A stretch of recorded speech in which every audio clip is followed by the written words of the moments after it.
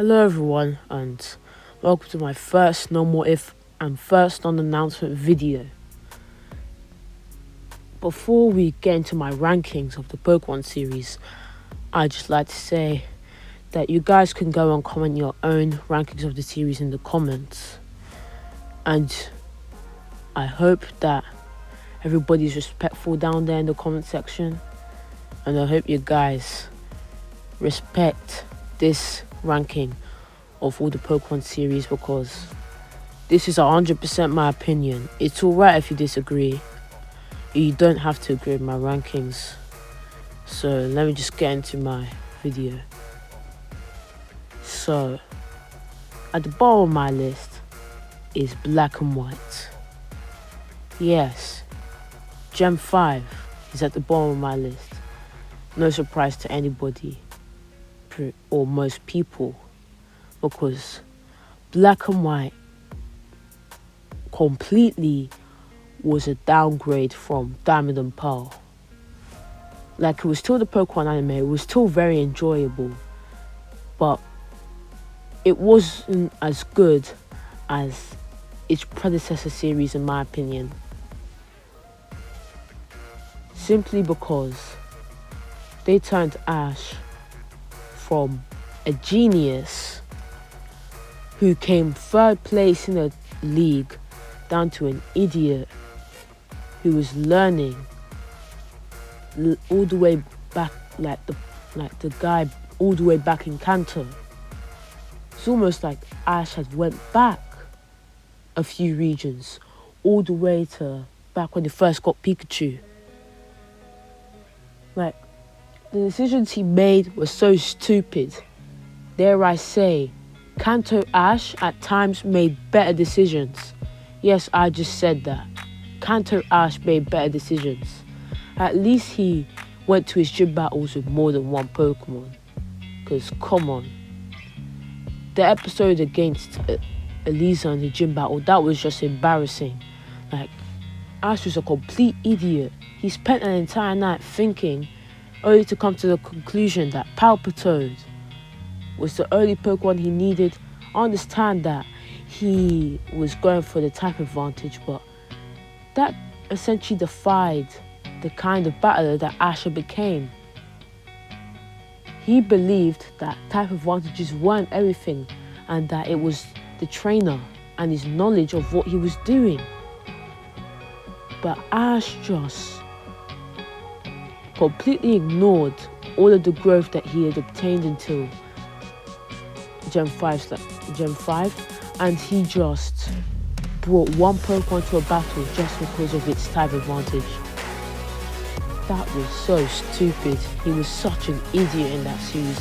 And also, I'd like to say, his rivalry with Trip was so, it was so bad, honestly. It was just a rip-off of his rivalry with Paul.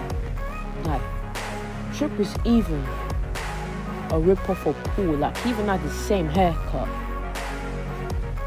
And honestly, that first battle between Trip and Ash was terrible. You're telling me a Pikachu that can take down pseudo-legendaries, loses to a level 5 Snivy? No. That literally made zero sense. Other than the theory that it resets every region, blah blah blah. There is no very complete theory, honestly. So I'm just not going to agree with it. And let me talk about Cameron. The battle against Cameron was such a mistake. Ash lost to a guy who bought 5 Pokemon. By that time, Ash had regained some of his former knowledge. He was a kind of competent trainer by that time. Yeah, but his loss to Cameron completely dashed my hopes of Ash being an alright trainer. He lost to a clown who bought 5 Pokemon to an official battle. Come on. He should have won that battle. We all know it. He should have won that. Yeah, but I should have lost the Unova League, let's be honest. He was rusty. Yeah, but the positives about the series is that, at least in the Unova League, Pikachu got his revenge against Superior. And also, I like how near the end, Ash was like repeating, I'm going to be a Pokemon Master, I'm going to be a Pokemon Master. Because it was almost like he was questioning himself, like, am I really going to be a Pokemon Master at this rate? Am I really going to? Like, he was realizing the mistakes that he had made and that he had completely downgraded from the amazing trainer he was in Sinnoh, and I really liked that. And because of that, Ash grew into the amazing trainer that he was in Carlos and beyond. So, in a way, I have to thank the Black and White series for it helping develop Ash into a better trainer for later series. Anyway, now for my 6th ranking, the original series. The original series could have been so much higher on my list, but the reason why I put it down here is simply because of Johto's filler. I remember, like, one episode, I fell asleep watching it, and by the time I woke up, it had gone like 10 episodes forward, and I had to rewind back and go back to the episode I was on. The filler was so boring and it was way too much. Like, it was insufferable. Like, if Johto didn't have all that filler, the original series would be ranked so much higher, because it was quite a fun series to watch, honestly. But I'm just going to put it down here because of Johto's filler, because it was kind of insufferable. But the positives are that the gym battles were a massive improvement from Gem 1 and Orange Islands. And I really liked Ash's rivalry with Gary. Even though it didn't have much battles, you could tell that the writers weren't developing their rivalry with just battling. They were just developing their rivalry by interactions and acknowledging the other's strength, and I really liked that. Yeah. Anyway, let me just move on to the next series on my list, which is Journeys. I know some people say that it's unfair that Journeys is on the list because it's not finished yet, but come on, it only has like 15 episodes left. In my book, that's pretty much finished. So, I'm going to share my thoughts on Journeys. Journeys could have been so much higher, but the reason why it's down here is simply because the animation downgrade from Sun and Moon. Like, Sun and Moon had the best animation I've seen in a Pokemon series. Like, honestly, that was top-notch animation. Like, go watch the battle against Ash and Kukui, especially the battles against Torracat and Incineroar, and Pikachu and Tapu Koko. That was the Pokemon animation at its prime, at its best. I hope they return to that for the next series or later on in Journeys. And also, I'd like to say that Journeys is overall an alright series. It has quite some positives, like how they turned introducing Go as a new protagonist from a sort of negative into a positive. So I remember a lot of people were kind of scared that Go was going to replace Ash, even though he might possibly. I don't think that's going to happen anymore. Yeah, like, they turned Go being a secondary protagonist from positive to a negative, as he personally grew on a lot of people.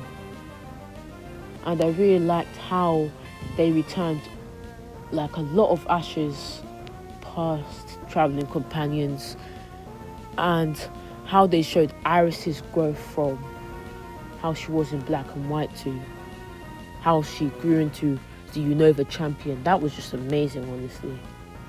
And now for my next ranking, which is Pokemon Advanced. I really love this series. It was so nice to watch. It was such a fun watch. It kept me on the edge of my seat all the time, all of the episodes. I really enjoyed Pokemon Advanced Generation.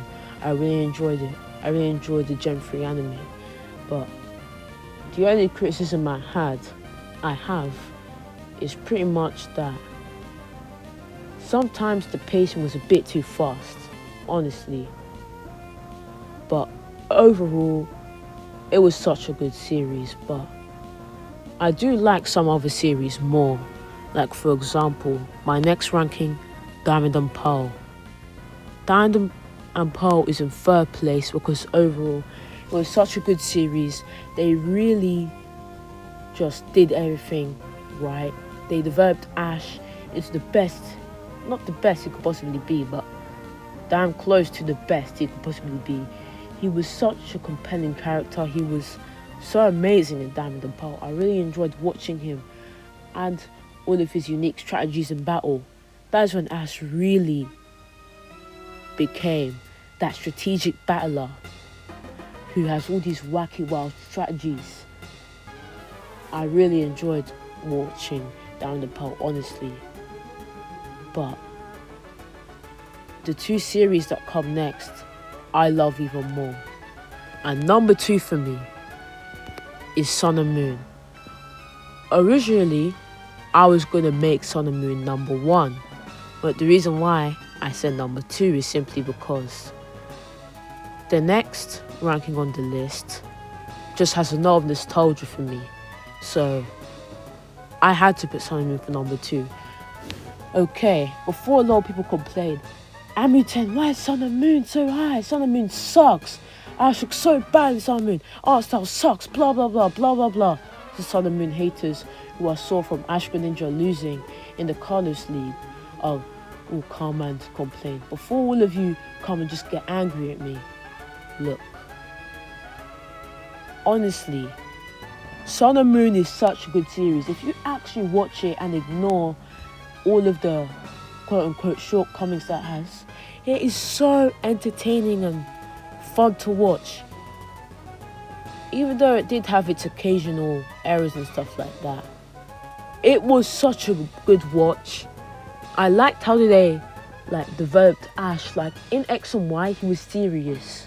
I'm not saying that was a bad thing, but honestly, they made him a lot more like a 10-year-old than he was in X and Y. Because in X and Y, he was acting like a shonen protagonist. He was acting like he was in Dragon Ball or in Naruto. Yeah, he was so serious. But in Sun and Moon, he loosened up and began acting like an actual 10-year-old boy. And he was so fun to watch, and I really enjoyed Sun and Moon's humor and wacky art style, along with how they knew how to be very serious with things. They knew when it was time for the laughs and time for someone to look at the series and feel bad for someone. This was honestly such a good series to watch. It's very enjoyable and I loved it. And I loved how Ash was eventually able to win an official Pokemon League. The Orange Island win was alright, but the Orange Island win was a win that was kind of on a small tournament, a small local tournament. Ash became a local champion in the Orange Islands, but Ash became a regional champion for the first time, and it was such a good thing to see. I really enjoyed Sun and Moon. But now for my number 1 ranking, Pokemon X and Y. The reason why X and Y is number 1 on my list is because it was the first Pokemon series I ever saw, and I really enjoyed watching Ash's bond with Greninja/Froakie and how he had transformed from the clown in Black and White all the way into this amazing, well-calculated, intelligent winner. Even though he lost to Alan because Alan had a Mega Charizard X and Alan had gone against champions, Elite Four members and legendary Pokemon as an equal with that Mega Charizard X. It was still so fun to watch, and I really loved Team Flair's story arc and and seeing how that transferred from the games to the anime was so fun, honestly. And even though Ash lost in the end, which really made me angry, I was so angry. I never thought I'd be so angry for for an anime character, but I was livid that Ash lost. Like, it was even titled in the Japanese, like Satoshi Victory or something like that. I don't really remember, but they said that he won in the title or something like that. It was so triggering that he lost. But it was still such a good series because they really worked hard and made it well.